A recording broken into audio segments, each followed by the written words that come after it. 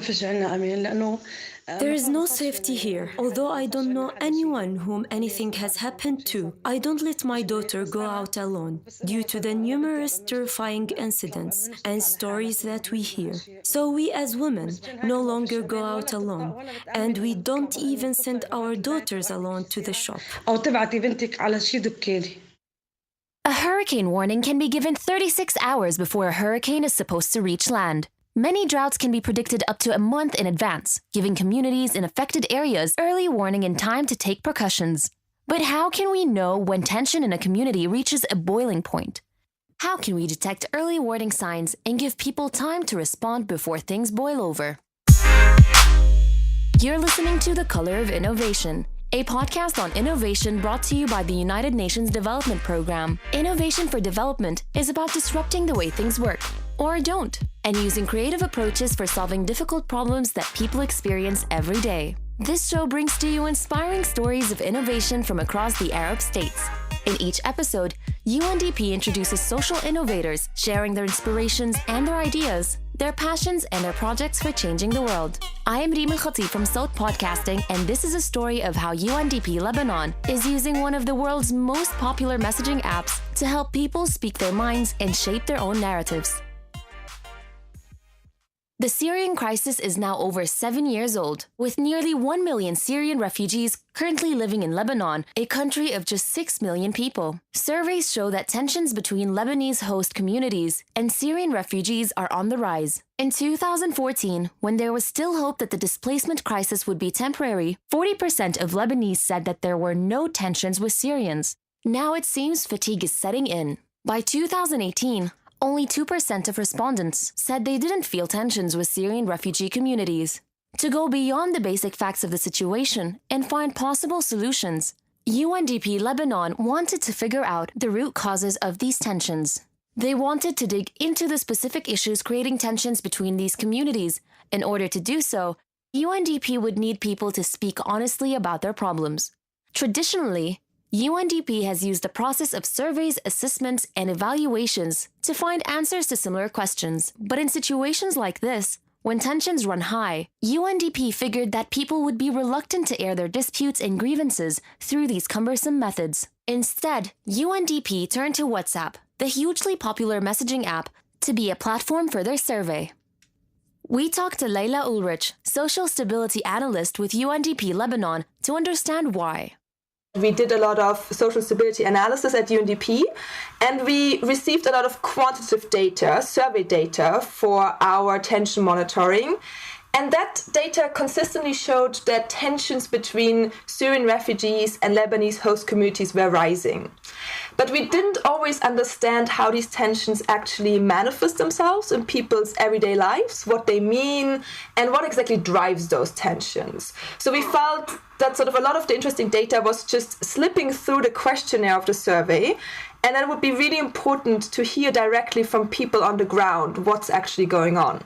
WhatsApp created a unique opportunity for UNDP to capture individual stories and gain deeper insights to the daily frustration of the respondents, something more difficult to pin down using traditional survey methods.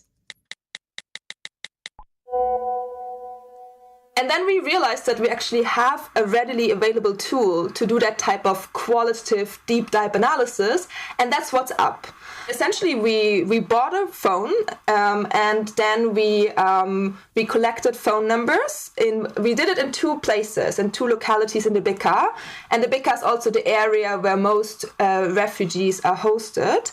And we collected a database of both sort of refugee and host community phone numbers, and then sent out survey questions as voice messages. So we said, hi, this is Sarah from UNDP, and we would like to ask you a few questions about your situation. And we ran the survey over a whole month, so we would send 2 to 3 voice messages a week. UNDP ensured that community members were central to the design of the WhatsApp survey. Working closely with the community helped create better questions that participants would feel more comfortable with. UNDP believes this was ultimately a big reason why people felt so comfortable using WhatsApp surveys. We talked to Mito, one of the workshop's facilitators, to learn more about their findings. We wanted to see how well received the WhatsApp survey would be. And I think the biggest takeaway from it was that regardless of who you're talking to, regardless of class, regardless of background, at least from the people that we were exposed to, we found out that WhatsApp was very much the most prevalent mode of communication. During the project, UNDP collected responses from roughly 1,000 participants, largely in the form of voice messages. In regards to the survey itself, we did find a lot of acceptance because you're able to send voice notes, you're able to express sentiments, especially for people who wanted to talk about their grievances and their challenges and their hardships in their community. We found that the response to it was really good in comparison to just like a manual needs assessment that people have seen over and over, both in Lebanese communities and in the refugee camps or in any of the informal tented settlements that were in the 2 villages that we were working in.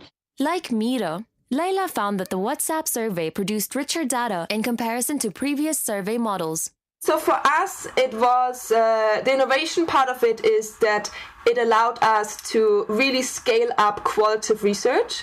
Because for me, if I would want to do now research interviews with 1,000 people, that would require an enormous amount of time and resources. With WhatsApp, you can do it very quickly in real time and very cost effectively because WhatsApp is free. It's often perceived that a new app or a new platform is needed to solve a problem. But sometimes, the best solutions aren't about investing huge sums of money in new apps or platforms.